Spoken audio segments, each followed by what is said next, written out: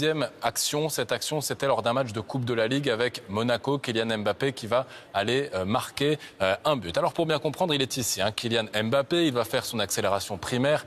Ici, c'est les 10 premiers mètres. Là, il va atteindre les 20 km/h. Mais ce qui est important pour l'accélération secondaire, c'est toute cette ligne, c'est les 50 mètres qui suivent. Et c'est là que Kylian Mbappé est bien plus fort que les autres joueurs. Pourquoi ? Parce qu'au bout de sa course, au plus haut de sa course, Kylian Mbappé atteindra jusqu'à 38 km/h. Et ça, très peu de joueurs de football en sont capables. Alors, pour bien comprendre pourquoi et comment Kylian Mbappé arrive à aller aussi vite, on va s'arrêter sur une image de cette action. Cette image, c'est celle-ci. On voit la position ici de Kylian Mbappé avec le genou plié et la jambe tendue. C'est une position qu'adoptent les meilleurs sprinteurs au monde. Alors du coup, on va regarder l'image du meilleur sprinter, Usain Bolt. Et c'est exactement la même position adoptée par Usain Bolt qui, lui, lors de son record du monde, Sébastien, a atteint jusqu'à 45 km/h.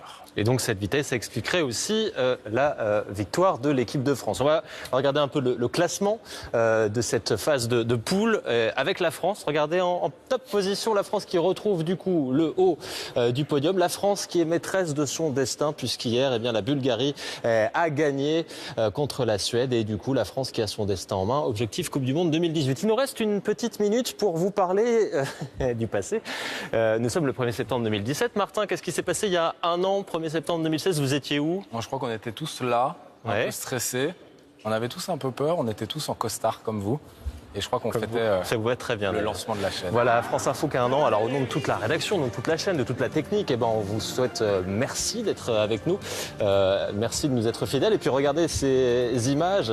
Sachez que Martin Baumer, qui est avec moi, a concocté comme ça le meilleur ou le pire. C'est selon en tout cas des petits moments qui j'espère vous feront rire à retrouver sur notre site internet. J'y suis, c'est vrai. Sur notre site internet, sur les réseaux sociaux, franceinfo.fr. Et évidemment, France Info, c'est un site internet, c'est également une radio. Et nous allons prendre la direction de la maison de la radio. L'info, c'est avec David Doba.